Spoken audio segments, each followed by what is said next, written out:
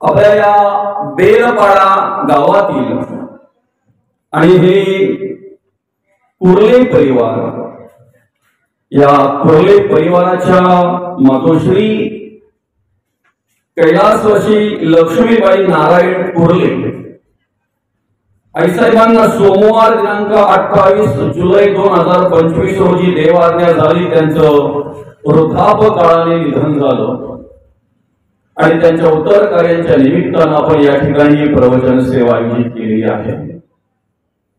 आईसाहेबांच्या पश्चात आमचे जगन्नाथ दादा असतील, भाऊ दादा असतील, आईसाहेबांची मुलगी रमाबाई असेल, त्याचप्रमाणे आईसाहेबांचे पुतळे भास्कर दादा असतील, एकनाथ दादा असतील, नातू दर्शन दादा असेल, त्याचप्रमाणे बाकीचे नातवंड आहेत. अशा प्रकारे हा कुर्ले परिवार. खरं तर या ठिकाणी ही 4 भावंड, जगन्नाथ दादा, भाऊ दादा, गजानन दादा आणि रमाबाई आईसाहेबांची मुलं. या 4ही भावंडांचं पितृक्षेत्र मला तरी वाटतं ही मुलं लहान असतानाच हरपलं गेलं. त्यांचे वडील गेले आणि माय माऊलीवर दोन्ही प्रकारच्या जबाबदाऱ्या आल्या. वडिलांची माया, वडिलांचे संस्कार, वडिलांचं मार्गदर्शन करण्याची जबाबदारी आईवर आली. आईची जी जबाबदारी आहे ती जबाबदारी पार पाडता पाडता वडिलांचं प्रेम देण्याची जबाबदारी ही माई माऊलीवर आली.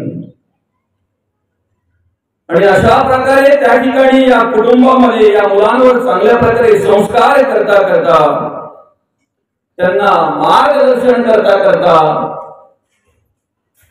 पती तर सोडून गेले लवकरच, या मुलांचं पितृक्षेत्र तर लवकरच हरपलं गेलं. पण 2012 साली आईसाहेबांचा एक मुलगाही गेला अपघाताने. अर्थात त्या ठिकाणी आमच्या गजानन दादांचा दुर्दैवी मृत्यू झाला. प्रत्येक आई वडिलांच्या आयुष्यामध्ये सगळ्यात मोठं दुःख जर कुठलं असेल तर आपल्या समोर आपल्या एखाद्या मुलाने किंवा मुलीने जाणं, यापेक्षा दुसरं दुःख त्यांच्या आयुष्यामध्ये कुठलंच नसणार. गजानन दादांच्या दुःखातून सावरत असताना आपल्या बाकीच्या मुलांची जबाबदारी आहे, आपल्या नातवंडांची जबाबदारी आपल्यावर. त्यांना संस्कार केले पाहिजे, त्यांच्यावर आपण त्यांना मार्गदर्शन केलं पाहिजे, त्यांना आधार दिला पाहिजे. आणि म्हणून त्या दुःखातून सावरता सावरता या ठिकाणी कुर्ले परिवारामध्ये आईसाहेबांनी अतिशय चांगल्या प्रकारे कार्य केलं. आणि अशाच प्रकारे या ठिकाणी भुकेल्याची भूक जाणता जाणता, तहानल्याची तहान जाणता जाणता सुस्वभावी असणारी आमची माय माऊली, मनाची मावळ असणारी आमची माय माऊली, अंतःकरणाने मनाने स्वच्छ असणारी आमची माय माऊली, सोमवार दिनांक 28/7/2025 रोजी तुम्हा मला सोडून गेले. अर्थात वयाच्या 85व्या वर्षी आईसाहेबांचा देहांत झाला, वृद्धापकाळाने निधन झालं. खर तर आई नावाचं दैवत जोपर्यंत आमच्या आयुष्यामध्ये आहे ना, तोपर्यंत सगळ्या प्रकारचं प्रेम, सगळ्या प्रकारची माया आम्हाला मिळत असते. आई नावाचं पान एकदा आमच्या आयुष्याच्या पुस्तकातून मिटलं गेलं की ती माया ते प्रेम आम्हाला कधीही मिळत नाही. ती माया ते प्रेम आम्हाला कधीही मिळत नाही.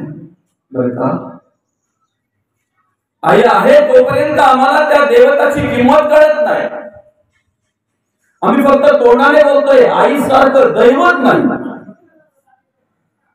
पण आचरणात किती आणतोय ते आमचा आम्ही विचार करायला हवा, ते पाहायला हवं. आईची माया काय आहे, आईचं प्रेम काय आहे, सहज मिळतंय आम्हाला म्हणून त्याची किंमत कळत नाही. दादा, लहानपणी ज्याचं मातृक्षेत्र हरवलंय ना, त्याला जाऊन विचारा आईची किंमत काय आहे, आई कशाला म्हणतात, आईचं प्रेम काय असतंय. ज्या वेळेला ती माय माऊली त्या मुलाला घेऊन बाजारामध्ये गेली, बाजारात प्रवेश केल्याबरोबर त्या मुलाला जे जे दिसायचं ना बाबा, ते तो मागायला लागला. बरं का, त्या बाजारात प्रवेश केल्याबरोबर त्याला अशी एक छोट्या आकाराची एक गाडी दिसली. ती गाडी तो मागायला लागला, मला ती गाडी पाहिजे. खेळणं मागायला लागला तो मुलगा. ज्या वेळेला त्या आईकडे खेळणं मागत होता, त्या खेळण्यासाठी रडत होता, त्यावेळेला शेजारीच असलेला एक दादा ते दृश्य पाहत होता आणि मनातल्या मनात बोलत होता, काय आई आहे. तो मुलगा एवढा रडतोय त्या गाडीसाठी, तरी ती घेऊन देत नाही. बरं का, पुढे गेल्यानंतर त्या बाळाला ती खेळणी वेगळ्या प्रकारची दिसली. ते खेळण्यासाठी तो रडायला लागला. तिथेही त्या माय माऊलीने दिले नाहीत. पुढे गेल्यानंतर त्याला बाहुली दिसली. त्या बाहुलीसाठी तो रडायला लागला, मला पाहिजे. आता त्याची खोड आईला माहिती की नाही? आईला माहिती, याला जर इथूनच घेऊन द्यायला गेलं तर हा रिटर्न येईपर्यंत एक एक वस्तू जशी दिसेल तशी मागेल. मग जाईपर्यंत याला काही घ्यायचं नाही, येताना मग बघू काय असेल ते. त्याच्या गोळी आईला माहिती, या पाहतात यांना काय माहिती, हे फक्त बोलतात काय आई आहे, एवढं रडतंय बाळ तरी पण घेऊ देत नाही. बाबा काय घेऊ देत नाही ते तिचं तिलाच माहिती. बरं का, बरं बाळ एवढं आवडीचं का, एक बाहुली दिसली बरोबर आहे, पण ती घेतल्यानंतर गप्प बसायला पाहिजे ना.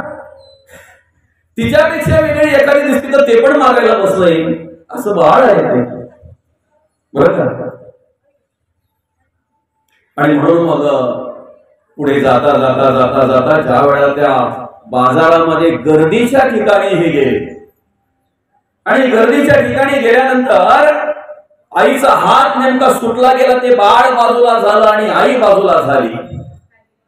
आईला वाटलं माझं बाळ माझ्या मागे येतंय. थोडे अंतरावर गेल्यानंतर मागे पाहतंय तर बाळ नाही, इकडे ते बाळ. त्याला वाटलं की माझी आई माझ्या बरोबर आहे. पण ज्या वेळेला त्याला जाणीव झाली तेव्हा कळलं की आता आईपासून मी वेगळा झालेलो आहे. आता मात्र त्याने रडायला सुरुवात केली.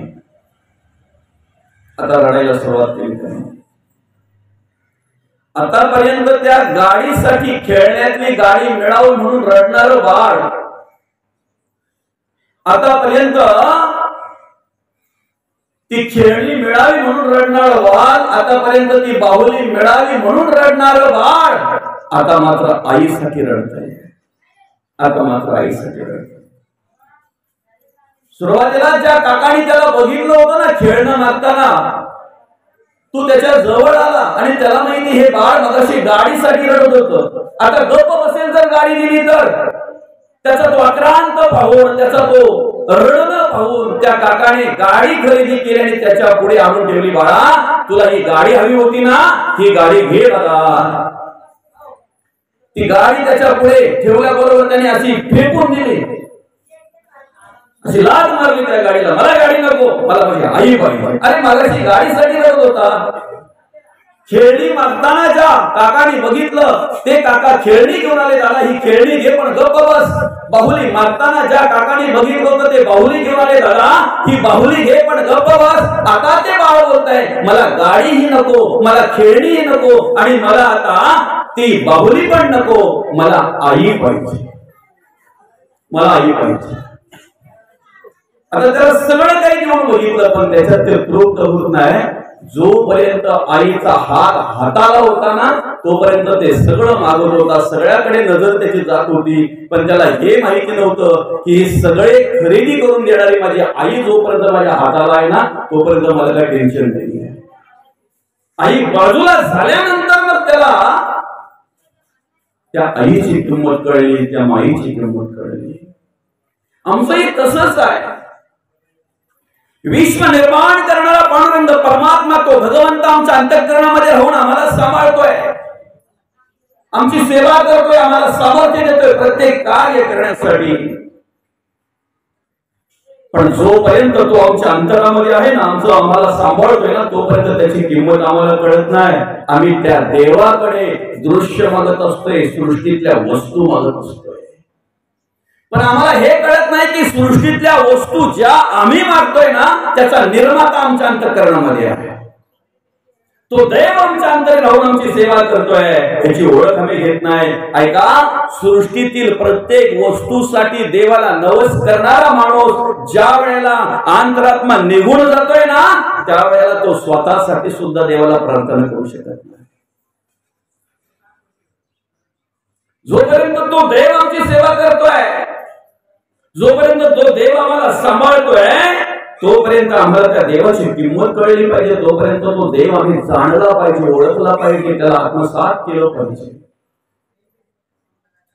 पण तसं न करता आम्ही काय करतोय, दृश्याला भुलतोय. सृष्टीतील एक एक वस्तू आम्हाला आवडत असते, त्या वस्तूमध्ये गुंतून जातोय, आम्ही गुंतून जातोय. एवढा गुंततोय ना की आम्हाला काय साध्य करायचंय ते सुद्धा विसरून जातो. एवढा गुंततोय ना की आम्हाला हा नरदेव भगवंताने कशासाठी दिलेला आहे ते सुद्धा विसरून जातोय. एवढा गुंततोय ना की या ठिकाणी येण्याचं आमचं निमित्त काय, कारण काय आहे ते सुद्धा आम्ही विसरून जातो. बरं का, आपल्याला काय हवंय काय नको आहे ना, मुलाला जेवढं कळत नाही ना तेवढं आईला कळतंय. जेवढं मुलाला कळत नाही तेवढं आईला कळतंय. आम्हाला काय पाहिजे काय नको आहे ते आम्हाला जेवढं कळत नाही तेवढं देवाला कळतंय. आणि ऐका, जन्माला घालण्याच्या आधी देवाने आमची व्यवस्था केलेली असं म्हणतात. सोच निर्माण करण्याच्या आधी भगवंतांनी पहिले गाणा निर्माण केलेला आहे. समर्थ रामदास स्वामी म्हणतात, मना त्वांची पूर्वसंचित केले. आर्थिक कायिक वाचिक मानसिक चारही प्रकारची संपणार नाही एवढी आमच्या बरोबर भगवंतांनी आमच्या बरोबर दिलेली आहे. पण रडायची वेळ का आली, जी दिलेली आहे ना ती वापरायचं ज्ञान आम्हाला प्राप्त झालं नाही. जे भगवंताच्या कृपेने आम्हाला प्राप्त झालेलं आहे ना, ते कशा प्रकारे सांभाळावं याचं ज्ञान आम्हाला प्राप्त झालं नाही. ऐका, करोडो रुपये आलेली माणसं सुद्धा 2 वर्षात भिकारी होतात. त्याला कारण काय, आलेली संपत्ती वापरायचं ज्ञान नसल्यामुळे त्यांची अवस्था तशी होती. समृद्धी महामार्ग ज्या वेळेला आला ना आमच्याकडे झाला, अशी कल्पना करायला लागलो आम्ही की 2-2, 3-3 पिढ्यांना संपणार नाही जर व्यवस्थित वापरले तर एवढी संपत्ती झाला. मार्ग चालू व्हायच्या आधी ते वेगळ्याच मार्गाला लागले. भगवंताने जे आम्हाला बळ दिलेला आहे, सामर्थ्य दिलेलं आहे, त्याचा वापर कुठे आणि कसा करायचा हे ज्ञान जर आम्हाला प्राप्त झालं नाही ना, तर तयासारखे भोगणे प्राप्त झाले. आमच्या सगळ्या वागण्यासारखं भोगणं आम्हाला प्राप्त झालं. सगळ्या वागण्यासारखं भोगणं प्राप्त झालं. आम्ही देवाला विसरतोय, आम्ही आमच्या आईला विसरतोय. पण काही केल्या आई मुलाला कधीच विसरत नाही, कधीच विसरत नाही. आईला त्रास देणाऱ्या मुलाची सुद्धा आई काळजी करते. त्याच्या पलीकडे जाऊन सांगू का, या कलियुगामध्ये अशी काही मुलं आम्हाला पाहायला मिळतात ना, आईला मारझोड करतात. पण ऐका, जी मुलं आईला मारझोड करतात ना, देवापुढे ज्या वेळेला आई हात जोडून उभी राहते ना, त्यावेळेला त्या मुलांसाठीच देवाकडे प्रार्थना करत असते. आई देवाकडे प्रार्थना करत असते, कारण आई आई असते दादा, आई आई असते. ज्या वेळेला सावधान मंदाचं समर्थ बोऱ्यावरून पळाले, सावध झाले, 12 वर्ष तपश्चर्या केली, 12 वर्ष पुरुषरण केलं.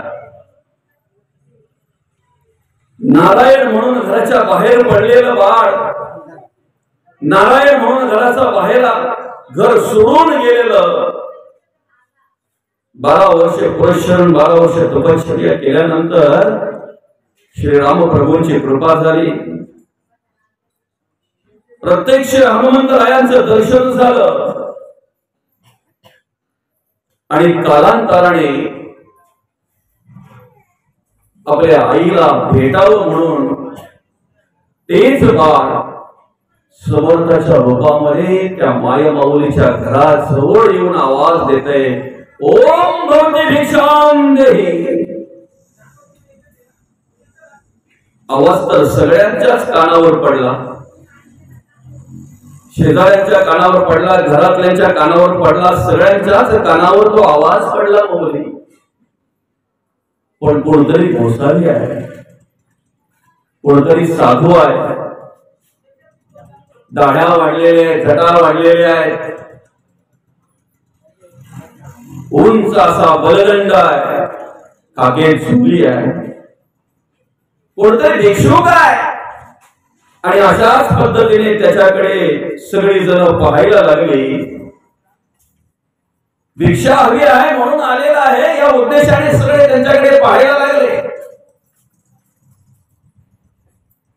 ओम भवती भिक्षां देहि आवाज ज्या वेळेला आईच्या कानावर गेला ना, दृष्टी नसलेली आई घरातून ओळखला आणि घरातून आवाज देते मुलांना, अरे माझा नारायण आला का रे, माझा नारायण आला का.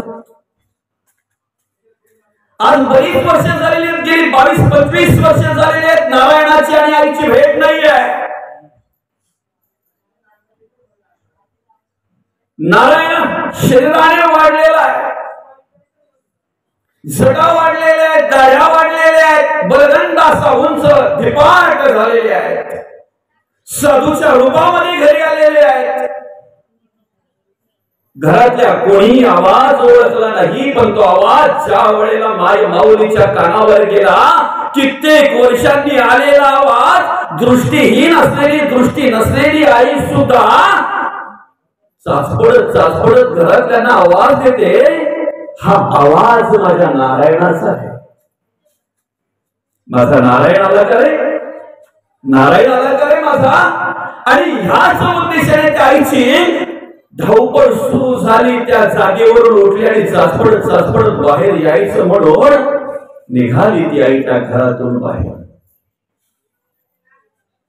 घरातल्यांनी धरलं, पकडलं, आई अगं काय झालं. अरे माझा नारायण आलेला. मुलं आईचा आवाज विसरतात, पण आई कशी जरी किती वृद्ध झाली ना, आणि मुलं किती मोठी झालीत आणि कितीही बदललीत, तरी आई मुलांचा आवाज कधीच विसरत नाही, कधीच विसरत नाही. कारण तो आवाजच तिच्यापासून निर्माण झालेला असतो. काय समजतंय. तो आवाजच त्या माय माऊलीपासून निर्माण झालेला असतो. ती कशी विसरणार दादा. मुलं बदलतात, मुलं मोठी होतात, पण प्रत्येक मुलाने एक स्मरणात ठेवायचं आहे, आम्ही किती जरी मोठे झालो, मुलं किती जरी मोठी झाले, तरी त्यांच्या आयुष्यामध्ये आई वडिलांपेक्षा कधीच मुलं मोठी होऊ शकत नाही. हे स्मरणात ठेवायचं. आई वडिलांपेक्षा कधीच मोठी होऊ शकत नाही. आईने आवाज ऐकला, बाहेर आली आई. समर्थांनी मिठी मारली, आईने मिठी मारली, हाताने पाहते, बाळा अरे नारायणा एवढा मोठा झाला तो, किती रे उंची तुझी वाढली, किती मोठा झाला तू. दाढ्या, उषा, केस, जटा, ही जोडी, काय रूप घेतलंय तू, हे काय रूप घेतलंय. आई म्हणते, बाळा अरे एवढ्या वर्षांनी तू घरी आलेला आहेस रे, डोळे भरून पाहायची इच्छा आहे रे माझी, पण करू काय, दृष्टी नाही. दृष्टी गेली ना माझी. हे शब्द आईच्या कानावर, समर्थांच्या कानावर पडल्याबरोबर त्या नारायणाने, त्या समर्थांनी आईच्या डोळ्यावरून हात फिरवला.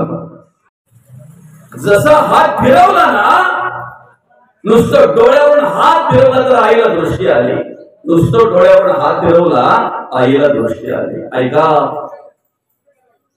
त्या वेळेला ती आई ज्या वेळेला डोळे भरून त्या नारायणाला पाहते ना, त्या समर्थांना पाहते ना, त्यावेळेला तीच आई विचारते, बाळा ए नारायण अरे असं कुठलंही भूत तो प्रसन्न करून घेतलं की नुसतं माझ्या डोळ्यावरून हात फिरवला तरी मला दृष्टी आली. असं कुठलं भूत तू प्रसन्न करून घेतलं? असं कुठलं भूत तुला प्राप्त झालेलं आहे नुसतं माझ्या डोळ्यावरून हात फिरवला तरी सुद्धा मला दृष्टी आली? त्या भूताचं वर्णन करतात समर्थ. होते वैकुंठीच्या कोणी आले अयोध्या भुवनी, कौशल्याच्या लागले स्तनी त्याची भूत गेमय. मार्गी जाता वनांतरी, पाय पडला दगडावरी, झाली पाषाणाची नारी त्याची भूत गेमय, त्याची भूत गेमय. वालिस निर्धारिले, सुग्रीवास प्रतिपालिले, पाणी पाषाण तारिले त्याची भूत गेमय. अनेक प्रकारे वर्णन त्या ठिकाणी त्या देवाचं त्या भगवंताचं केलेलं आहे. शेवटी शेवटी समर्थ म्हणत आहे सर्व भूताचे हृदय. सर्व भूताचे हृदय नाम त्याचे राम राय, रामदास नित्य गाय त्याची भूत गेमय. किती सामर्थ्य आहे त्या देवाकडे, त्या भगवंताकडे, प्रभू रामचंद्रांकडे किती सामर्थ्य आहे. त्यांचं येणं कशासाठी झालं? ते आले कसे? होते वैकुंठीच्या कोणी आले अयोध्या भुवनी, कौशल्याच्या लागले स्तरी त्याची भूत गेमय. मार्गी जाता वनांतरी, पाय पडला दगडावरी, अहिल्या शेळा राजवे मुक्त केले. पाय पडला दगडावरी, झाली पाषाणाची नारी त्याची भूत गेमय. मार्गी जाता वनांतरी, पाय पडला दगडावरी, झाली पाषाणाची नारी त्याची भूत गेमय. वालिस निर्धारिले, सुग्रीवास प्रतिपालिले, पाणी पाषाण तारिले त्याची भूत गेमय. ज्याच्या नावाने नुसती दगड तरली की नाही पाण्यामध्ये, त्या देवाला मी प्रसन्न करून घेतलंय. कोण आहे तो? सर्व भूतांचे हृदय. ज्याच्यात राम आहे ना दादा, त्याला जाणीव असते, तो सगळं काही कार्य करत असतो, तो जगत असतो, वागत असतो, सगळ्या प्रकारचं कार्य करत असतो. जो काहीच करत नाही ना त्याला काय म्हणतो माहिती आपण? याच्यात ना रामच नाही राहिला बाबा. काय बरोबर आहे ना? काय म्हणतो आपण? याच्यात रामच नाही राहिला. अरे पण तो चालता बोलताना दिसतो ना, असून नसल्यासारखे, जितची प्रेता समान. म्हणून सर्व भूतांचे हृदय त्या रामाची ओळख करून देत असताना जगद्गुरु तुकोबा म्हणतात, श्रीराम जय राम सकळ म्हणती परिते नेणती राम कैचा. राम तो त्रिकाळाचा पुत्र दशरथाचा, अनंत काळीचा आत्मा राम. श्रीरामाशी राम ठाऊक असता का शरण जाई वशिष्ठासी. त्या रामाला जर आम्हाला शोधायचं आहे, त्या रामाची जर आम्हाला ओळख घ्यायची तर तुका म्हणे राम तुझा तुझी शोधली पाहिजे, ओळखून येई सोन बघे आणि सद्गुरू कृपे. श्री गुरूंची कृपा झाल्याशिवाय, सद्गुरूंची कृपा झाल्याशिवाय तो राम प्राप्त होतच नाही. म्हणून तर स्वतः रामाला सुद्धा, प्रभू रामचंद्रांना सुद्धा त्या रामाची ओळख घेण्यासाठी वशिष्ठांना शरण जावं लागलं. बरं का? दुधात तूप आहे, पण त्या दुधातलं तूप जर आम्हाला काढायचं असेल, मिळवायचं असेल ना, तर नुसता पातेला भरून दूध पुढे घेऊन जर आपण त्याला दम दिला, दम असेल तर बाहेर येईल, तुपाला येईल. पातेल्याकडे पाहता पाहता कधी त्या दुधाचं दही होईल पत्ता लागणार नाही. प्रक्रिया आहे ना, प्रक्रिया आहे. दुधापासून तूप तयार करायचं म्हटल्यानंतर प्रक्रिया आहे. ते मार्गदर्शन करणारा पाहिजे. सगळ्यांना जमतंय का माय माऊली? दुधाचं तूप बनवायला सगळ्यांना जमतंय? ते ज्ञान पाहिजे, ते मार्गदर्शन पाहिजे. घरात साखर संपली, पण एका बाजूला उसाची मोळी मात्र उभी केलेली आहे. साखर कशापासून तयार होते बरं? उसापासूनच ना मोळी कुठून साखर मिळेल का? किती वेळ मोळी कुठली म्हणजे साखर मिळेल? प्रक्रिया आहे. उसापासूनच साखर तयार होते, पण त्यासाठी प्रक्रिया आहे. ती प्रक्रिया करावी लागते. तेलामध्ये तेल आहे, सहज मिळत नाही, त्यासाठी प्रक्रिया करावी लागते. आमच्या सगळ्यांमध्ये राम आहे आणि राम आहे म्हणून आम्ही काम करतो. सारे हे शरीर कोणाचे सत्य कोण बोलविते हरिविण देखवी ऐकवी एक नारायण तयाचे भोजन चुकू नका. तो राम आम्हाला किती सामर्थ्य देतोय, तो देव आम्हाला किती सामर्थ्य देतोय. वृक्षाचेही पान हरे त्याची सत्ता राहील अहंता मग कोठे. तो भगवंत असताना, तो अंतरात्मा असताना आम्ही जे सहज कार्य करतोय की नाही, डोळ्याची उघडझाप करायला आपल्याला काय सामर्थ्य लागते बरं?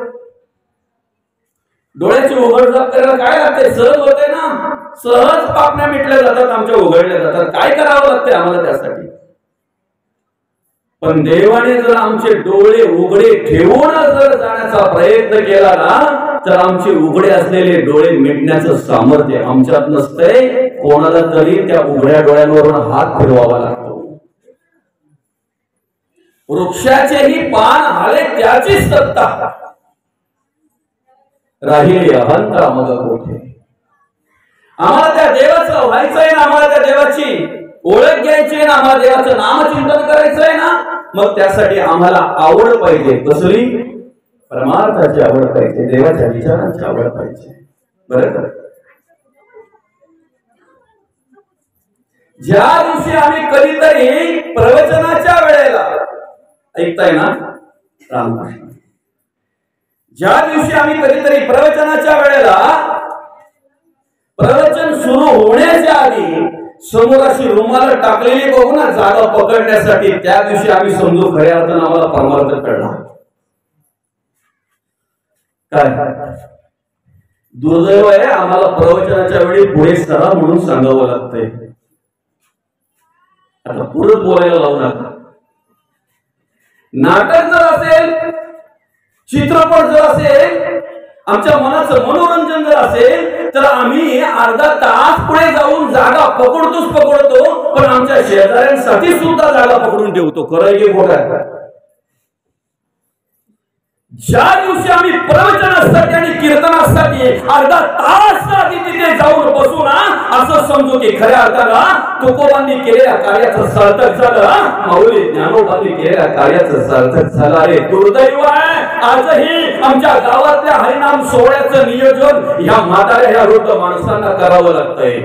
बाबा खरंय की कुठं आहे? दुर्दैव आहे. ज्या दिवशी आमच्या गावातली तरुण मंडळी आमच्या गावातला हरिनाम सोहळ्याचं नियोजन करतील ना, त्या दिवशी खऱ्या अर्थानं तुकोबांच्या कार्याचं सार्थक झालं, माऊली ज्ञानोबांच्या कार्याचं सार्थक झालं असं म्हणायला हरकत नाही. आम्हाला परमार्थ कळला पाहिजे, आम्हाला भक्ती कळली पाहिजे, आम्हाला देव आणि देवाची ओळख झाली पाहिजे. तो राम सर्वत्र भरलेला आहे. जळी स्थळी काष्टी पाषाणी सभारी अभ्यंतरी भरून उरलेलं आहे त्याचं ते स्वरूप. कुठे नाही आहे, कुठे नाही आहे ते. तुका म्हणे पोते देवे भरिले नोहेरिते, देवे भरले नोहेरिते. तो आहे तोपर्यंत आम्ही सगळं काही कार्य करतो. म्हणून असतानाच आम्हाला त्या सत्याची ओळख घ्यायची आहे, असतानाच आम्हाला त्या देवाची ओळख घ्यायची आहे. तो लाख हिफाजत कर ले, लाख करे रखवाली, उड़ जाएगा एक दिन पंछी, रहेगा पिंजरा खाली. जिंदगी एक किराए का घर है, एक ना एक दिन बदलना पड़ेगा. मौत जब तुमको आवाज देगी, घर से बाहर निकलना पड़ेगा. सांझ के बाद होगा सवेरा, देखना है अगर दिन सुनेरा. पाव फूलों पे रखने से पहले तुमको कांटों से चलना पड़ेगा. जिंदगी एक किराए का घर है, एक ना एक दिन बदलना पड़ेगा. जावंच लागणार आहे ना दादा. कोणाला थांबावं लागलं इथे? कोण राहिलंय बरं? कोण राहिलं? प्रत्येकाला जावं लागणार आहे, कारण ज्या ठिकाणी आपण जन्माला आलोय ना त्या लोकाचं नावच आहे मृत्यू लोक. मृत्यू लोक. सगळ्यांचा डोळा चुकू शकतो आपण. काय एखाद्या वेळी जर ट्रेन मध्ये चढताना त्याच्याकडे जर तिकीट नसेल आणि त्याने जर बघितलं ना टीसी आहे, तर ह्या दरवाज्यातून गेला की त्या दरवाज्यातून लगेच सटकन खाली उतरतो तो आणि मग बोलतो डोळा चुकवला मी त्यांचा. काय सगळ्यांचा डोळा आपण चुकू शकतो. सासूचा डोळा चुकवून सून काहीतरी करू शकते. सुनेचा डोळा चुकवून सासू काहीतरी. काय वडिलांचा डोळा चुकवून मुलगा तंबाखू खाऊ शकतो. डोळा चुकवून तो काहीतरी करू शकतो आणि उलट बोलतो पण मी पितोय ना 11 वर्ष झाली, बापाला अजून माहित नाही. सगळ्यांचा डोळा चुकून आम्ही काय काय करू शकतो, पण मृत्यूचा डोळा चुकू शकत नाही, काळाचा डोळा चुकू शकत नाही. नाही चुकू शकत नाही. काळाचा डोळा नाही चुकू शकत आम्ही. मृत्यू नाही टाळू शकत. आल्यानंतर जावंच लागणार. इथे पर्यायी माणूस चालत नाही, बदली माणूस चालतो. बदली चालत असत तर श्रीमंत माणसं मेलीच नसती. गरीबाचं आयुष्य विकत घेतलं असतं, सांगितलं असतं बाबा मला जगायचं, याला घेऊन जा, हे पैसे घे, तुझं आयुष्य दे मला. काही नाही चालत. राजा असता मृत्यू आला, 1,00,000 कोटी कबूल झाला तरी सोडेना याला मृत्यू काही सोडणार नाही. फक्त मग आम्ही काय करायचंय, जाण्याच्या आधी आमची तयारी करायची. नाही जाण्याच्या आधी आम्ही आमची तयारी करायची. बरं मला सांगा, इथे आपण अनेक माणसं आहोत. इथे बसलेल्या 80% माणसांना आपली जन्मतारीख माहिती आहे. बरोबर की 80% माणसांना जन्मतारीख माहिती आहे. आता ही वृद्ध माणसं जी बसलेत त्यांना असेल नसेल सांगू शकत नाही. कोणाला मृत्यूची तारीख माहिती आहे का? बरं आहे.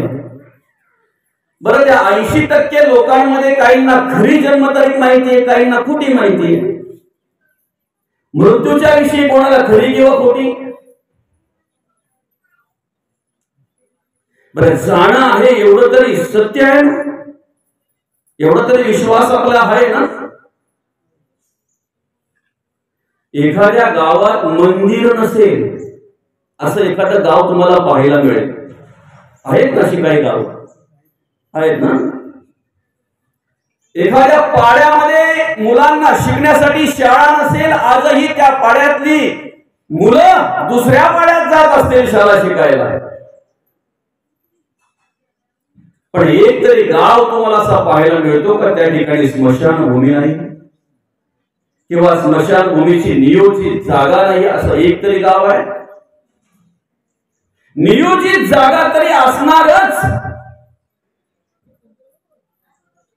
आणि ती आमची हक्काची जागा आहे. 3 मीन्स 3.5 म्हणतात. हक्काची जागा कोणीही अतिक्रमण करणार नाही. कोणी अतिक्रमण करणार नाही. हक्काची जागा. बरं तुमच्या बेलपाड्यामध्ये साधारणतः किती घर आहेत अंदाजे? अंदाजे 150. अरे बापरे 150 घर आहेत बेलपाडा या गावामध्ये. सगळीच माणसं काही सारखी नसतील ना बाबा. सगळे श्रीमंत आहेत का? काही श्रीमंत काही गरीब नाही का बाबा? बरोबर आहे. काही गरीब काही श्रीमंत. सगळीच गोरी आहेत का? बरं काही रंगाने काली आहेत तर काही स्वभावाने. मी नाही बोलत हा, कारण मला अजून 12 वाजेपर्यंत काय 11-12 वाजेपर्यंत थांबायचं नाही. रंगाने काला परवडला असो. चला पुढे आपण जाऊ. काही काली आहेत, काही गोरी आहेत, काही श्रीमंत आहेत, काही गरीब आहेत, काही ज्ञानी आहेत, काही अज्ञानी आहेत, काही सुशिक्षित आहेत, काही अशिक्षित आहेत. जर 150 घरं तुमच्या बेलपाडा गावात आहेत आणि असे अनेक प्रकारची माणसं जर तुमच्या गावात आहेत, तर कमीत कमी 10-12 तरी स्मशानभूमी असतील अंदाजे. एकच. श्रीमंत मेल्यावर कुठे नेता तुम्ही? तिथंच. गरीब मेल्यावर तिथंच, काला मिळाला तरी तिथंच, गोरा मिळाला तरी तिथंच, अशिक्षित मिळाला तरी तिथंच, सुशिक्षित मिळाला तरी तिथंच, ज्ञानी मिळाला तरी तिथंच, अज्ञानी मिळाला तरी तिथंच. मग सांगा, अंतरात्मा असताना जो आम्ही अभिमान करून उभा राहतो, तो अभिमान कसला आहे? कसला अभिमान आहे माणसाला? एकतर मी श्रीमंत आहे याचा, एकतर मी सुंदर आहे याचा, एकतर मी ज्ञानी आहे याचा, किंवा एकतर मी पंडित आहे याचा. कसला अभिमान आहे माणसाला? अरे ज्या वेळेला एखादा माणूस स्मशानामध्ये जळतोय ना, त्यावेळेला माणूसच नाही, सगळ्याची राख रांगोळी होत असते, आमच्या डोळ्याला दिसली पाहिजे. आम्हाला फक्त चामड्याच्या डोळ्याने फक्त माणूस जळताना दिसतोय, पण माणूसच नाही, त्या माणसाने आयुष्यभर केलेल्या नियोजनाची रात तिथे होत असते. आम्ही पाहतोय का डोळ्यामध्ये? त्या माणसाने आयुष्यभर केलेल्या हाडाची कला आणि रक्ताचं पाणी हे सगळं काही करून साठवलेलं जे आहे ना, त्या सगळ्याची राख त्याच्यासाठी त्या तिथे होत असते. माहितीये का आपल्याला? आपण निरीक्षण करतोय का? त्याला असलेला ज्ञानाचा अभिमान, त्याला असलेला पांडित्याचा अभिमान, त्याला असलेला श्रीमंतीचा अभिमान, त्याला असलेला सौंदर्याचा अभिमान त्या अग्नीच्या बरोबर जळत असतोय तिथे. याचं निरीक्षण कधीतरी आम्ही करतोय का? ज्या दिवशी आम्ही ते निरीक्षण करू ना, त्या दिवशी आमच्या अंतरीचा अहंकार गळून पडल्याशिवाय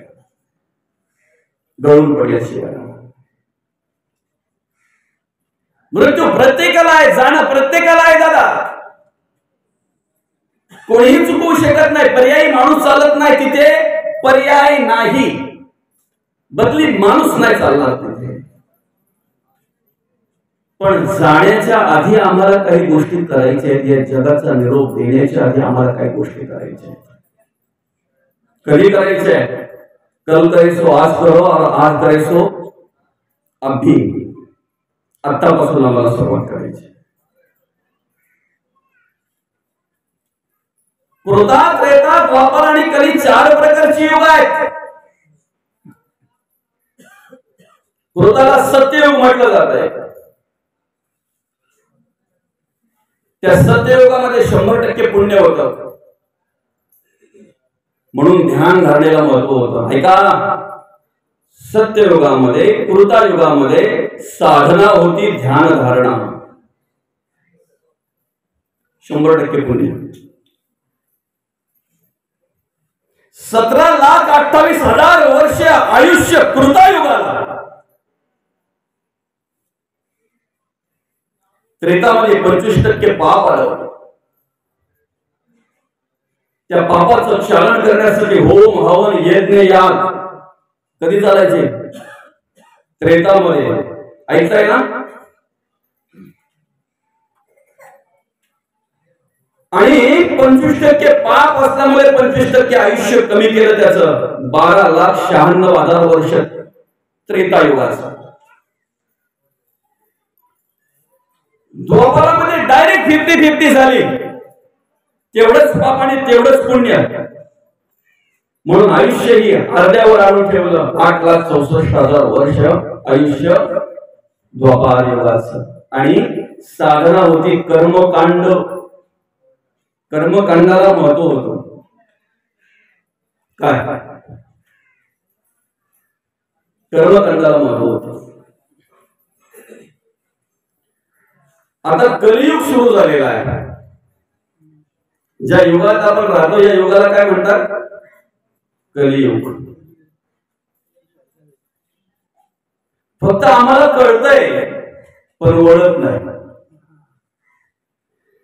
आम्हाला ज्ञान आहे पण ज्ञानाचा वापर आम्ही आमच्यासाठी करत नाही. हे दुर्दैव आहे. संसारात कार्य करणारा माणूस स्वतःचा विचार करतो. संसारी माणूस जेव्हा जेव्हा देवापुढे हात जोडून उभा राहतो ना, तेव्हा तेव्हा स्वतःसाठी मागतो. इथं एक तरी कोणी आहे का शेजाऱ्यांसाठी मागणार? आहे का कोणी? जेव्हा जेव्हा तो देवाच्या पुढे हात जोडून उभा राहतो ना, तेव्हा तेव्हा बोलतो, देवा शेजाऱ्याला सुखी ठेव रे दादा, त्याच्याकडे बरकत येऊ दे रे दादा, त्याच्याकडे लक्ष्मी येऊ दे रे दादा, त्याची प्रगती होऊ दे. असं कोणी आहे? संसारामध्ये कार्य करणारा मनुष्य स्वतःचा विचार करत असतो, स्वतःसाठी मागत असतो. मग काहीतरी देव ऐसे वासना. जनाचा लालची स्वभाव. मग परमार्थ करत असतानाच आम्ही शेजाऱ्यांकडे, गावातल्यांकडे, जगाकडे, देशाकडे, राष्ट्राकडे, राज्याकडे, जिल्ह्याकडे का पाहतोय? आम्हाला हा विचार का होत नाही आमच्या अंतःकरणामध्ये? आम्हाला जग सुधारावं असं वाटतंय, पण त्या जगाला सुरुवात माझ्यापासून होती का विचार करत नाही आम्ही? आम्हाला आमचं गाव सुधारावं असं वाटतंय, पण त्या गावातला एक नागरिक म्हणून मी आहे, त्या गावातला सदस्य मी आहे, माझ्यापासून गावाला सुरुवात होते. जेव्हा मी बदललो जाईल ना, तेव्हा गाव आपोआप बदललं जाईल. याचा विचार आम्ही का करत नाही बरं? ती जाणीव आम्हाला का होत नाही बरं? आम्ही का विचार करतोय हा सुधारला पाहिजे, तो सुधारला पाहिजे, यांनी चांगली कर्म केली पाहिजे, त्यांनी चांगली कर्म केली पाहिजे.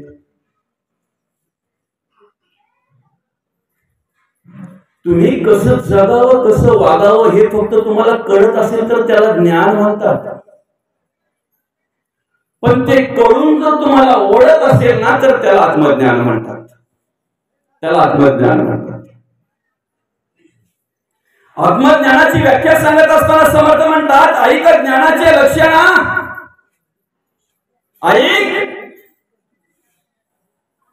ऐकणं हे ज्ञानाचं लक्षण आहे.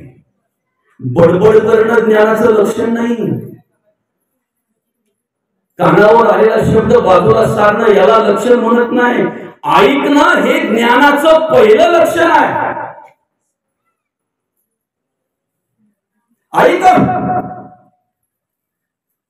ऐकूनच माणूस बिघडतो ना. काय म्हणते ती माय माऊली, माझा पाठ माझ्या शब्दाच्या पलीकडे नव्हता, पण जिथून लगीन झाला ना त्याचा, तिथून ऐकून बिघडला तो. कोणाचं? ऐकून माणूस बिघडतो हे माहिती आहे ना आपल्याला. काही बोलतात ना, आमची मुलं तशी नव्हती हो, आमच्या मुलांना सुपारीच्या खंडाचं पण व्यसन नव्हतं, पण शेजाऱ्यांच्या पोरांच्या जिथून जायला लागले ना तिथून ऐकून बिघडले. ऐकणं, जर ऐकून मनुष्य बिघडतो हे जर आपल्याला माहिती आहे, तर ऐकूनच मनुष्य घडतो हे पण तेवढं सत्य आहे. म्हणून ऐकणं हे ज्ञानाचं लक्षण आहे. समजतंय ना? अर्जुना मायाधीन झाला, अर्जुनाकडे ममत्व निर्माण झालं.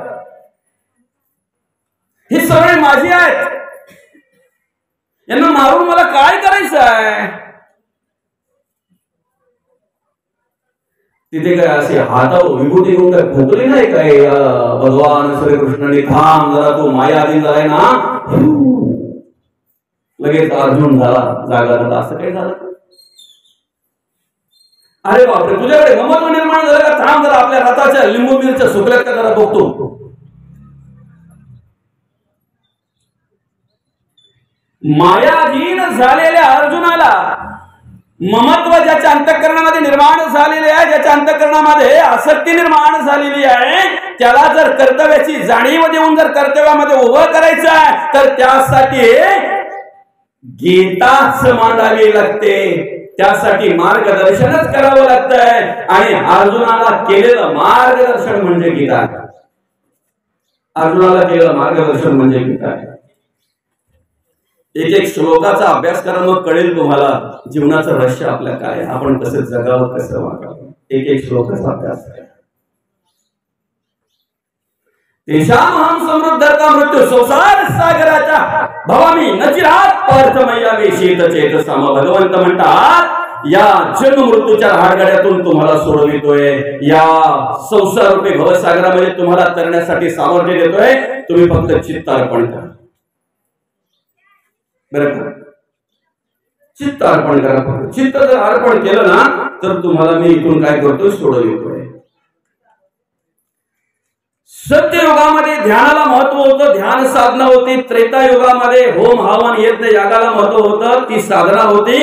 द्वापार युगामध्ये कर्मकांडाला महत्व होतं, ती साधना होती. कलियुगी उद्धार हरीच्या नामे. काय कलियुगी उद्धार हरीच्या नामे. म्हणून तर अतिशय साधा आणि सोपा उपाय आम्हाला या कलियुगामध्ये दिलेला आहे. तुम्ही कुठल्याही ग्रंथाचा अभ्यास करा, कुठल्याही संतांचा अभ्यास करा, कुठल्याही पुराणाचा अभ्यास करा, नाही तर कुठल्याही शास्त्राचा अभ्यास करा. प्रत्येक ग्रंथामध्ये, प्रत्येक संतांनी, प्रत्येक पुराणामध्ये, शास्त्रामध्ये या कलियुगामध्ये सर्वात साधं आणि सर्वात सोपं साधन जर कुठलं दिलं असेल तर देवाची येद्वारी हा क्षण भरीकडे मुक्तीच्या आधी साधलेल्या हरिमुखे म्हणा, हरिमुखे म्हणा, पुण्याची गणना कोण करेल. सलोकता, समीपता, स्वरूपता आणि संयुज्यता ह्या चारही मुक्ती जर तुम्हाला प्राप्त करून घ्यायच्या असतील तर ह्या चारही मुक्ती प्राप्त करून देण्याचा अधिकार सामर्थ्य नामस्मरणामध्ये आहे. हरिमुखे म्हणा, हरिमुखे म्हणा, पुण्याची गणना कोण करेल. बाकीची साधनं दुसऱ्यावर अवलंबून आहेत दादा. काय बाकीची साधनं पैशावर अवलंबून आहेत. तुम्हाला पूजा घालायची असेल तर पुजाऱ्याची वाट पाहावी लागणार आहे, साधन सामुग्री आणावी लागणार आहे, काही लोकांना आमंत्रण करावं लागणार आहे. आमची पूजा मोठी कधी झाली असं म्हणतोय, जेवढी लोक येऊन जातील तेवढी पूजा मोठी. पुजाऱ्याचं ध्यान होतं का नव्हतं ते माहित नाही. ज्याच्याकडे यजमान आहे तो तिथे होता का नव्हता तेही माहित नाही. पण जेवढी लोक जास्त तेवढी पूजा मोठी, महापूजा. तो पुजारी सांगतोय, तो कालो पुष्पम समर्पयामी, हा बेल वाहतोय. तो म्हणतोय बिल्वपत्रम च समर्पयामी, हा तुळशी वाहतोय. ध्यान आहे का याचं पूजेमध्ये? मन बाहेर भरकटत असते तसं. हा आला का, तो आला का, यो येऊन गेला का, तो येऊन गेला का, साहेबांना आमंत्रण होतं अजून साहेब का आले नाही. देवाची नाही वाट पाहत तो. पूजेच्या वेळी कोणाची वाट पाहावी त्याने? देवाची, साहेबाची चिंता त्याला.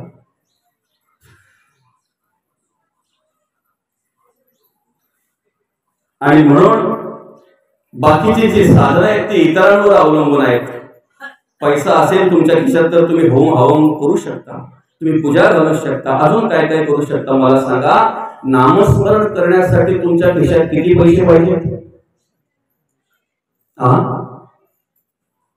उलट अर्थ रिकामा खिसा देव दाखवतो.